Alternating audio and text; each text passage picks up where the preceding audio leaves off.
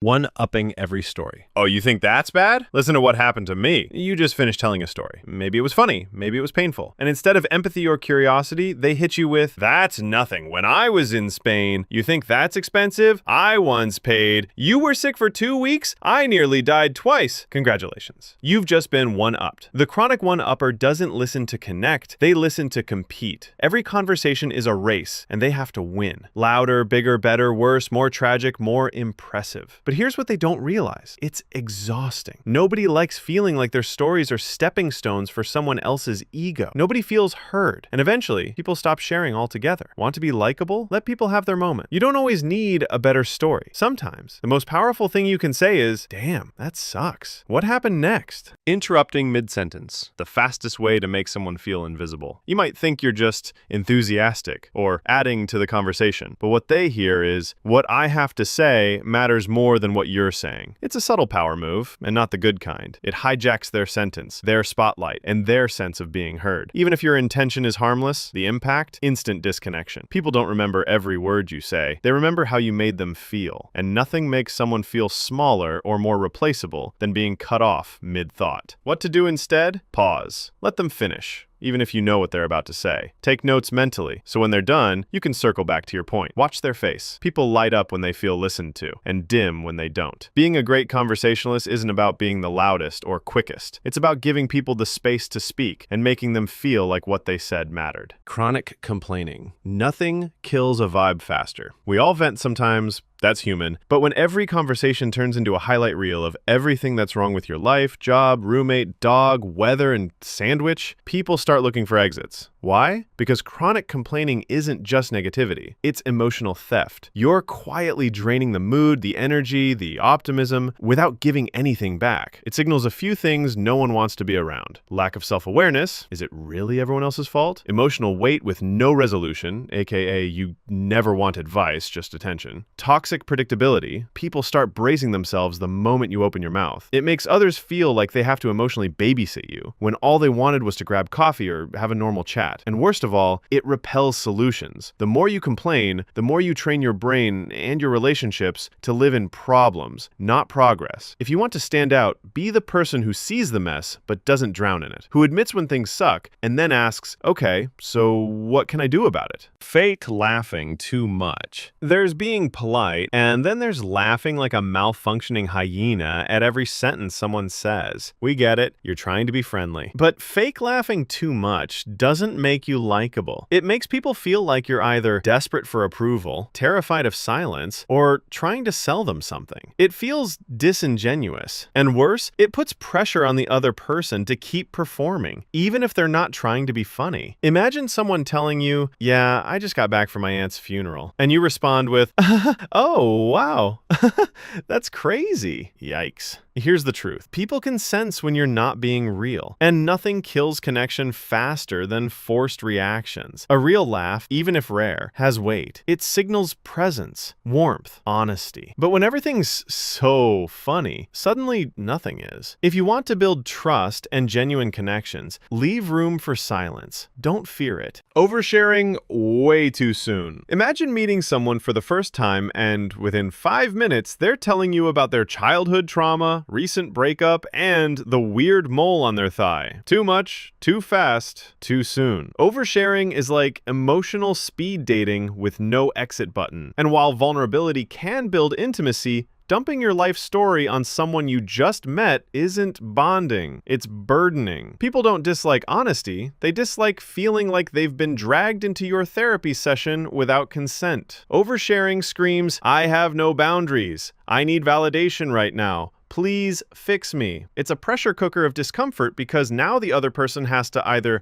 nod awkwardly, share something just as deep when they don't want to, or plan their escape. There's a difference between being real and being raw to the point of making people squirm. Save the deep cuts for later, once trust is built, not forced. Being too cool to care. There's confidence, and then there's apathy disguised as confidence. You know the type, the whatever shrug, the delayed reply, compromise, the too chill to show up on time attitude. They orbit every social circle like satellites, hoping people chase their indifference like it's a prize. Being too cool to care doesn't make you mysterious. It makes you exhausting. People don't admire emotional unavailability. They tolerate it for a while and then move on to people who show up with presence, warmth, and effort. Because let's be real, not texting back isn't powerful. It's forgettable. Acting unimpressed doesn't elevate you. It disconnects you. Pretending nothing matters makes others feel like they don't matter. And no one likes to feel replaceable. Name dropping nonstop. You're telling a story and suddenly it turns into a red carpet event? Yeah, so I was talking to Chris,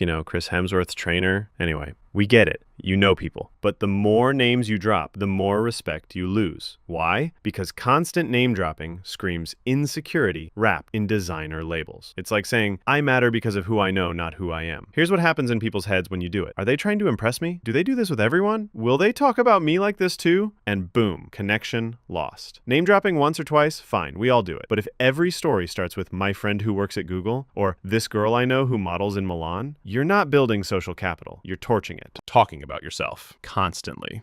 A masterclass in turning every conversation into a one-man show. We've all met them. You say, I just got back from Italy. And suddenly you're hearing about their trip to Venice in 2004 in vivid, unnecessary detail. You mention your dog had surgery? They once rescued a dog, blind, 3 legs, changed their life. Want pictures? These people aren't bad. They're just stuck in me mode, where every topic, story, or struggle is a trampoline back to themselves. It's exhausting. And here's the twist. People who do this often think they're bonding. They're not. They are broadcasting. It feels competitive, not connective. It gives off insecurity, like you're constantly trying to prove something. And worst of all, it makes others feel invisible. Because when someone's always talking about themselves, the unspoken message is, what you say is just background noise for my next monologue. Fishing for compliments. Someone posts a selfie with the caption, "Ugh, I look so bloated today," knowing full well they look great. Or someone says, I did terribly in that presentation, when they absolutely crushed it. And they know it, but they want you to say it out loud so they don't have to. That's fishing. And here's the problem. It feels manipulative. It's not just low confidence. It's performative insecurity. You're dangling bait, hoping someone bites. People don't dislike it because you're struggling. They dislike it because it feels like a setup, like they're being nudged into delivering emotional snacks on command. It puts pressure on the conversation. It turns your friends into emotional hype machines. And worse, it makes you look like someone who needs validation like oxygen. What to do instead? If you're feeling insecure, own it directly. Say, I'm feeling off today. Can I get a little pep talk? That's honest. That's real. And people love real. Being brutally honest. When someone says, I'm just being brutally honest, what they usually mean is, I want to say something mean, and I'd like to pre-label it as noble so I don't have to feel bad about it. Calling it brutal honesty is often just hostility with a PR team. You're not helping, you're hitting. Here's the issue. Brutal honesty isn't courage. It's a lack of empathy dressed up as integrity. Truly honest people, they know how to read the room, care about the delivery, and aim to help, not hurt. They don't use honesty as a wrecking ball for someone's confidence, appearance, or life choices. They know that being kind and being truthful aren't mutually exclusive. When you lead with brutality, people don't remember your honesty. They remember that you made them feel small. They start avoiding you, not because you speak the truth, but because they don't feel safe around you. So if you ever catch yourself wanting to say, can I be brutally honest? Maybe reframe it as, can I be helpful? Can I say something with care? Because the truth doesn't have to hit like a hammer, unless you're just looking for something to swing. Constantly looking at your phone. Nothing says I'm here, but I'm really not, quite like the endless swipe, scroll, glance down at your phone. You're in a conversation, a meeting, or even just hanging out, and your eyes keep darting to that glowing rectangle like it's the only thing keeping you sane. People notice, and they don't like it. It screams, you're not as interesting as my latest notification. I'd rather be anywhere else. I'm multitasking, which means I'm ignoring you. Even if your phone's buzzing with actual emergencies or just TikTok, constantly checking it sends a clear message. You're disconnected, physically present, mentally gone. And that's a fast track to becoming that person everyone politely avoids. Bonus, it kills your vibe, because when you're glued to your screen, you miss all the subtle social signals, smiles, jokes, that rare chance for real connection. Never asking questions back. You're in a conversation, someone just told you a story, shared their opinion, or dropped a personal tidbit, and what do? Nothing. No follow-up, no curiosity, no how about you? Just silence. Or worse, a quick switch back to yourself. Guess what that screams? I'm here to talk at you, not with you. Humans are wired for connection, and asking questions back is the social glue. When you skip this step, people feel like they're talking to a wall, or worse, a self-centered echo chamber.